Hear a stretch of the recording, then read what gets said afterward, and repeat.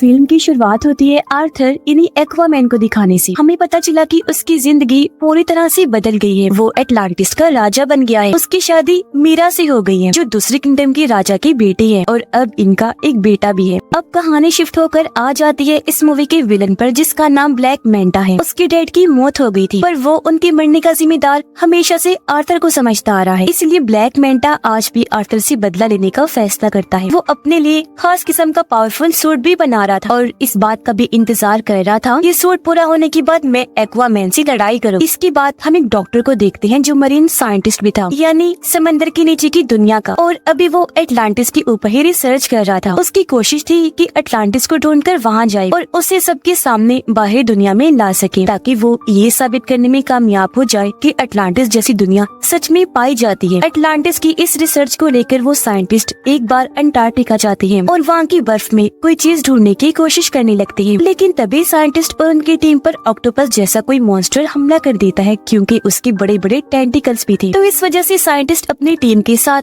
वहाँ पर फंस जाते हैं। इसीलिए वो अपने बाकी साथियों को सिग्नल भेजकर मदद मांगते हैं। तब उनकी मदद करने उनका एक साथी आ भी जाता है, यानी ब्लैक मैंटा। ये लोग मिलकर काम कर रहे थे। यहाँ आने के बाद ब्लैक मैंटा साइंटिस्ट और उनके साथियों की जान तो बचा लेता है, लेकिन वो खुद यहाँ रिसर्च करने लगता है, जिसके लिए वो बर्फ के और नीचे जाने लगा। काफी गहराई में आने के बाद उसे टूटा हुआ ब्लैक ट्राइडेंट दिखता है, और अब जैसे ब्लैक मैंटा टूटे हुए ट्राइडेंट को उठाकर जोड़ता है तो उसे इसका असली मालिक नजर आने लगता है, जिसका नाम कॉर्डेक्स था। ये काफी चालाक खतरनाक लग रहा था। वो ब्लैक मैंटा की यादों में कहता है कि तुमने क्योंकि मेरा टूटा हुआ ट्राइडेंट जोड़ दिया है, इसलिए अब तुम बहुत ताकतवर बन जाओगी, साथ ही अपने दुश्मन एक्वामैन से बदला भी ले पाओगे, और तो और हर वो चीज तुम कर सकते हो जो तुम करना चाहते हो। अब पता चला कि दुनिया की सूरत हाल काफी खराब हो गई है, क्योंकि ग्लोबल वार्मिंग इतनी बढ़ गई है कि सुनामी और सैलाब वगैरह आते रहते हैं। इस वजह से बाहरी दुनिया के साथ साथ समंदर की दुनिया में भी काफी मुश्किलात आ रही हैं, क्योंकि इस सारी सूरत हाल की वजह से समंदर के क्रिएचर्स धीरे धीरे मरते जा रहे हैं। सब कुछ देखते हुए अटलांटिस की काउंसिल्स की मीटिंग होती है, जिनमें आर्थर भी शामिल था। यहाँ आर्थर सब काउंसिल्स के सामने ये ऑफर रखता है कि हमें मिलकर बाहरी दुनिया के लोगों से बात करनी चाहिए और अपनी एडवांस टेक्नोलॉजी को उनके साथ शेयर करना चाहिए, बांटना चाहिए, ताकि इस तरह बाहरी दुनिया भी तरक्की कर सके और फिर वो हम लोगों की भी मुश्किलात को हल कर सके। पर जाहिर सी बात है, कोई भी इस बात पर राजी नहीं होता। सभी काउंसिल्स मिलकर कहते हैं कि ऐसा नहीं हो सकता। उधर ब्लैक मैंटा का सूट पूरी तरह तैयार हो गया था और अब वो ये चाह रहा था कि मैं किसी तरह अटलांटिस में घुसकर ओरिकेल्कम को चुरा लूं। अब ओरिकेल्कम अटलांटिस किंगडम में पाया जाने वाला एक तरह का मेटल है, जो बिल्कुल पेट्रोल की तरह काम करता है। इसके अलावा भी ओरिकेल्कम के बहुत फायदे हैं। तो अब ओरिकेल्कम को पाने के लिए ब्लैक मैंटा अपनी टीम के साथ अटलांटिस में घुस जाता है और वहाँ पर हमला कर देता है। अब उसकी तबाही को देखकर मीरा उसे रोकने के लिए ब्लैक मैंटा के पास जाती है, पर क्योंकि ये नया पावरफुल सूट पहनकर वो काफी ताकतवर बन गया था, इसीलिए मीरा पर ही हमला करके जख्मी कर देता है, जिससे वो बेहोश हो गई। ब्लैक मैंटा दोबारा से मीरा के पास आया। इससे पहले वो कोई और हमला उस पर करता, यहाँ आर्थर आ जाता है। अपनी वाइफ को बचाने के लिए वो अपने दुश्मन ब्लैक मैंटा से लड़ने लगा और इस तरह इनकी जबरदस्त लड़ाई होने लगती है। लड़ाई के दौरान ब्लैक मैंटा की टीम उसे सिग्नल भेजती है, जिससे वो समझ गया कि मेरी टीम ने ओरिकेल्कम ढूंढ लिया है। इसका मतलब कि अब वो वापस जा सकता है। तो इसीलिए लड़ाई को बीच में ही छोड़कर वो यहाँ से निकल गया। सही सलामत भागने में भी कामयाब हो जाता है। अब मीरा की हालत काफी खराब थी, जहाँ तभी उन दोनों के पास आर्थर की मोम आई। आर्थर की मोम उसे कहती है कि ये बात काफी सोचने वाली है कि अगर ब्लैक मैंटा सच में इधर अटलांटिस में ओरिकेल्कम को लेने आया था, तो फिर तो यकीनन कुछ बुरा होने वाला है। तब ये सुनकर आर्थर अपनी मोम से कहता है, तो फिर इस मामले में हमें मेरे भाई ऑर्म की मदद चाहिए होगी। पर क्यों? तो आर्थर जवाब देता है, क्योंकि मेरा भाई ऑर्म अटलांटिस के साथ साथ ओरिकेल्कम के बारे में भी काफी अच्छे से जानता है। वो अटलांटिस की पूरी तारीख के बारे में जानता है। ये सुनकर आर्थर की मोम कहती है, पर ऑर्म तो एक दूसरे किंगडम फिशरमैन की जेल में कैद है, तो फिर भला वो कैसे आ सकता है? जिस पर आर्थर जवाब देता है, मैं खुद फिशरमैन किंगडम जाऊंगा और जेल से ऑर्म को छुड़वा कर ले आऊंगा। उसने ऐसे किया। वो सीधा फिशरमैन की जेल में पहुंचा। जल्दी ऑर्म को ढूंढ भी निकालता है। ऑर्म को लेकर वहाँ से बाहर आ जाता है, पर इससे पहले वो यहाँ से निकलते ऑर्म को फिशरमैन किंगडम के गार्ड्स घेर लेते हैं ऑर्म की हालत अब काफी खराब हो गई है, क्योंकि यहाँ उसे ठीक से खाना नहीं दिया जाता था, जिस वजह से उसका जिस्म काफी कमजोर हो गया था। पर जैसे ये बाहर आई और समंदर का पानी इसके जिस्म को लगा, वो पहले की तरह सेहतमंद और ताकतवर बन जाता है। उसके पास पहले जैसी पावर्स भी आ जाती है। इसलिए ऑर्म अकेला ही गार्ड से भिड़ गया, उन पर भारी पड़ता है। एक ही झटके में सभी गार्ड्स को मार के रख देता है, जिसके बाद दोनों भाई यहाँ से निकल जाते हैं। रास्ते में बातें करते करते दोनों एक दूसरे को अपनी अपनी जिंदगी के बारे में बताते हैं। आर्थर ऑर्म से कहता है कि मैं अटलांटिस का राजा बन बन के थक गया हूँ, अब मुझे इस काम में बोरियत होने लगी है। लेकिन ये सुनकर ऑर्म को काफी हैरत हुई। वो आर्थर से कहता है कि जिस राजा की गद्दी को पाने के लिए मैंने भी बचपन से कोशिश की कि मैं राजा बन जाऊं, पर वो गद्दी तुम्हें मिल गई, जिस गद्दी की तुम्हें कोई परवाह भी नहीं है। ये बात तो काफी अजीब और कमाल की है। जिसके बाद ये दोनों सीधा किंगफिश के पास गए और उससे ब्लैक मेंटा के बारे में पूछने लगते हैं, जिस पर किंगफिश दोनों को जवाब देता है कि ब्लैक मेंटा तुम दोनों को एक आइलैंड पर मिल सकता है, जो आइलैंड साउथ एरिया में है। और अब ये सुनकर दोनों भाई साउथ एरिया की तरफ निकल जाते हैं उस आइलैंड पर जाने के लिए। पर यहाँ आकर उन्होंने देखा कि पूरा आइलैंड ही बदला हुआ है। ऐसा लग रहा है जैसे ओरिकेल्कम को जलाकर उसका धुआं यहाँ फैला दिया गया है, जिससे यहाँ के पेड़ पौधे, यहाँ तक कि जानवर भी पूरी तरह म्यूटेट हो गए हैं, बदल गए हैं, जिस वजह से उनका साइज काफी बड़ा हो गया है। यहाँ तक कि इधर के चूहे भी इतने बड़े हो गए हैं कि उनका साइज हाथी जैसा लग रहा है। साइंटिस्ट दिखाया गया जो इस वक्त ब्लैक मेंटा के ठिकाने पर होता है। यह साइंटिस्ट जब कोडेक्स के टूटे हुए ब्लैक ट्राइडेंट को देखता है तो बिना सोचे उसे पकड़ लेता है, और अब उसे छूते ही साइंटिस्ट को भी अपने दिमाग में कोडेक्स दिखाई देने लगता है, जो साइंटिस्ट को भी गलत काम करने के लिए कहने लगा, जैसा उसने ब्लैक मेंटा को कहा था। पर तभी यहाँ ब्लैक मेंटा आ गया। वो साइंटिस्ट के हाथ से ब्लैक ट्राइडेंट लेते हुए कहने लगा, साइंटिस्ट जी, आप जानना चाहती थी ना कि मेरा मकसद क्या है, तो सुनो। मेरा मकसद ये है कि मैं आर्थर और उसके पूरे खानदान को खत्म कर दूं, और अगर ऐसा करने के लिए मुझे किसी शैतान से भी डील करनी पड़ी तो मैं इसके लिए भी राजी हूँ। तभी हमने देखा कि ब्लैक मेंटा के इस ठिकाने को ढूंढते हुए यहाँ आर्थर और ऑर्म भी आ जाते हैं, जो आते ही साइंटिस्ट से मिले। वो क्योंकि समझ गया था कि आर्थर और ऑर्म अटलांटिस से आए हैं, तो वो उन्हें बता ही देता है कि उसका मकसद अटलांटिस को भी बर्बाद करने का है। इसी के साथ साइंटिस्ट दोनों को ब्लैक ट्राइडेंट के बारे में भी बता देता है, और ये भी कि जैसे उसे छुआ जाए ट्राइडेंट के मालिक कोडेक्स की यादें दिखाई देने लगती हैं। इनकी बात चल ही रही थी कि तभी यहाँ ब्लैक मेंटा की टीम के लोग आर्थर और ऑर्म पे हमला कर देते हैं। लेकिन ये दोनों ही भाई मिलकर बहादुरी से उनका मुकाबला करने लगे। ये उनको काफी बुरा मार रही थे कि तभी यहाँ ब्लैक मेंटा आ जाता है, वो भी अपना पूरा सूट पहने हुए, और अब वो इन दोनों से लड़ाई करने लगता है। लेकिन इस बीच ऑर्म गलती से उस ब्लैक ट्राइडेंट को पकड़ लेता है, जिस वजह से उसे भी कोडेक्स की यादें दिखाई देने लगती है। तो ये सब होने की वजह से कुछ देर के लिए ऑर्म का लड़ाई पर से ध्यान हट जाता है, जिसका फायदा उठाकर ब्लैक मेंटा उस पर हमला कर देता है। वो जवाबी हमला ना करने की वजह से काफी जख्मी हो गया, और अब ब्लैक मेंटा इस तरह दोनों से लड़ता है कि वो इन पर भारी पड़ने लगा। अब जब ये लग रहा था कि ब्लैक मेंटा दोनों को ही मार देगा, तो तभी यहाँ मीरा के डैड आ गए, इन्हीं राजा, जो आकर दोनों की मदद कर देते हैं और इन्हें निकाल कर भी यहाँ से ले जाते हैं। यहाँ से काफी दूर जाने के बाद ये एक महफूज जगह पर आ गए, और यहाँ उन लोगों को ब्लैक ट्राइडेंट के बारे में सब कुछ बता देता है।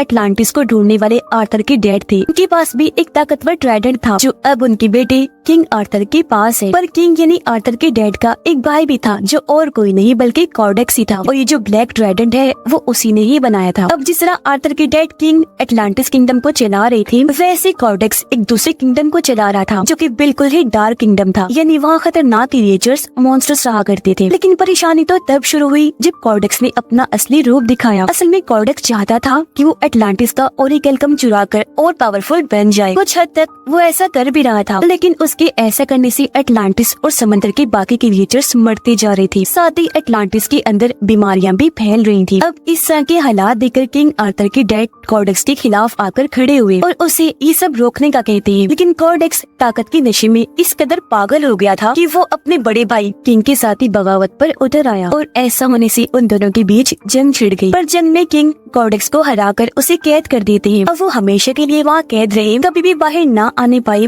इसके लिए किंग ने अपने खून का इस्तेमाल किया, जिससे हुआ ये कि कोडेक्स जादुई कैद में बंद हो गया, जहाँ से उसका निकल पाना नामुमकिन है। आगे और बताता है कि इस वक्त कोडेक्स यादों के जरिए ब्लैक मेंटा के दिमाग में घुसा हुआ है, क्योंकि वो उसका इस्तेमाल करके आजाद होना चाहता है। ये सब सुनने के बाद आर्थर और ऑर्म की मोम भी सारी बात समझ जाती है। वो उन्हें बताने लगी कि हाँ, मैं भी कोडेक्स के बारे में जानती हूँ, और जिस तरह किंग ने अपने खून का इस्तेमाल करके उसे कैद किया था, अब कैद से आजाद होने के लिए उसे किंग की नस्ल के किसी इंसान का खून चाहिए, जब भी कोडेक्स आजाद हो सकता है। मतलब जिनके अंदर किंग का एक खून दौड़ रहा हो। किंग का खून उनकी शाही फैमिली के लोगों में ही हो सकता है।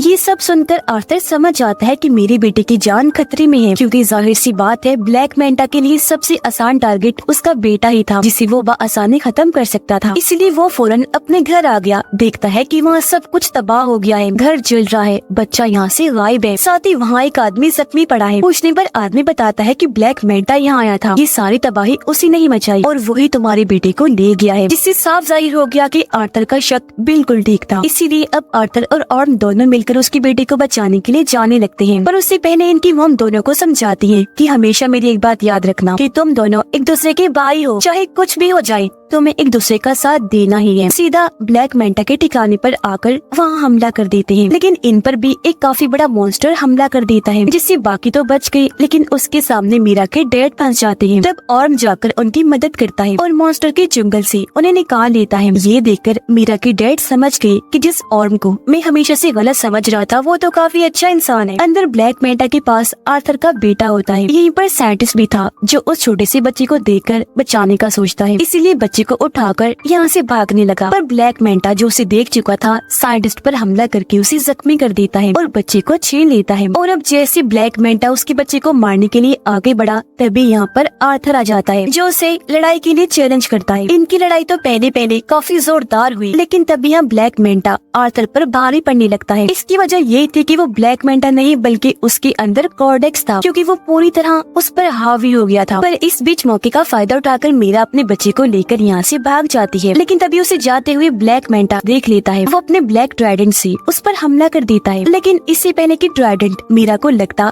पहले ही और उसे पकड़ लेता है और इस तरह उसने मीरा और उसके बच्चे की जान बचा ली। लेकिन इसका उल्टा असर भी हुआ, क्योंकि जैसे और ब्लैक ट्राइडेंट को छूता है कॉर्डेक्स उसके दिमाग को भी कंट्रोल करने लगता है। वो उसे उसके भाई आर्थर के खिलाफ भड़काते हुए ये दिखाने लगता है कि तुम्हारे भाई आर्थर ने तुम्हारे साथ बहुत गलत किया है, असल में तुम ही हो जो अटलांटिस का राजा बनने के लायक हो, न कि आर्थर। तो इसी वजह से अब ऑर्म आर्थर पर हमला कर देता है। लेकिन यहाँ आर्थर जो सारी बात समझ गया था वो पलट कर वार नहीं करता, बल्कि अपने भाई को समझाने लगा कि होश में आओ और खुद पर काबू रखो। तब ऑर्म ऐसा ही करता है, उसने जैसे तैसे खुद पर काबू पा लिया। साथ ही उसे अपनी मॉम की बात भी याद आती है कि तुम दोनों भाई भी हो, चाहे कुछ भी हो जाए तुम्हें एक दूसरे का साथ देना ही है। लेकिन इसी बीच फायदा उठाकर कॉर्डेक्स खुद को आजाद करने में लग जाता है। ऐसा करने से उसके जिस्म में जान आने लगती है। ठीक इसी वक्त ऑर्म ने ब्लैक ट्राइडेंट को छोड़ दिया। अब तक काफी देर हो गई थी, क्योंकि कॉर्डेक्स खुद को जिंदा करके आजाद हो चुका था। और अब कॉर्डेक्स को अपने सामने देखकर आर्थर उसी के ब्लैक ट्राइडेंट से उस पर हमला कर देता है। पर कॉर्डेक्स आसानी से अपने ब्लैक ट्राइडेंट को पकड़ के आर्थर पर हमला करने की कोशिश करने लगता है। पर उससे पहले ही आर्थर अपने वाले ट्राइडेंट की मदद से उसके ब्लैक ट्राइडेंट को तोड़ता हुआ कॉर्डेक्स को जा लगता है, जिससे आखिरकार वो भी अपने ट्राइडेंट के साथ साथ खत्म हो जाता है। उसके खत्म होते ही पूरी जगह भी तबाह होने लगती है। धीरे धीरे करके ये सारी जगह टूटने लगी थी और तभी इसके नीचे ब्लैक मेंटा दब जाता है। पर उसे मुसीबत में देखकर आर्थर उसके सामने मदद के लिए हाथ बढ़ाता है, पर ब्लैक मेंटा इनकार कर देता है, ये कहकर कि शुक्रिया, मुझे तुम्हारी मदद नहीं चाहिए, तुमसे मदद लेने से अच्छा मैं मरना पसंद करूंगा। तो इसी वजह से ब्लैक मेंटा भी वहीं दबकर मारा जाता है, जबकि आर्थर और उसके बाकी साथी वहाँ से बाहर निकल जाते हैं। यहाँ आर्थर ऑर्म से कहता है कि अब तुम बिल्कुल आजाद हो, तुम्हें अब किसी भी जेल में जाने की जरूरत नहीं पड़ेगी, क्योंकि फिशरमैन की जेल में हम ये कह देंगे कि तुम यहाँ दबकर मारे गए हो और अब तुम यहाँ से जाओ और आजादी से अपनी जिंदगी जियो। ऐसा होने के बाद पूरी तरह अब ऑर्म भी आर्थर को अपना भाई मान लेता है, क्योंकि उनकी गलत फहमियाँ दूर हो गई थी और कहने लगा कि अटलांटिस को जैसे राजा की जरूरत है तुम बिल्कुल वैसे हो, ये किंगडम तुम्हारा ही है। इसके बाद हम देखते हैं कि आर्थर अटलांटिस को दुनिया के सामने ले आता है। बाहरी दुनिया में आकर इस किंगडम के बारे में वो सब कुछ बता देता है। उसने ये भी कहा कि अब से हम अटलांटिस की टेक्नोलॉजी को दुनिया के साथ भी शेयर करेंगे, जिससे होगा ये कि हम साथ में मिलकर दुनिया को मजीद और अच्छा बनाएंगे। आर्थर की जिंदगी ऐसे ही गुजर रही थी, यानी वो अटलांटिस और बाहरी दुनिया दोनों में रहता है। इस फिल्म की कहानी भी यहीं पर खत्म हो जाती है।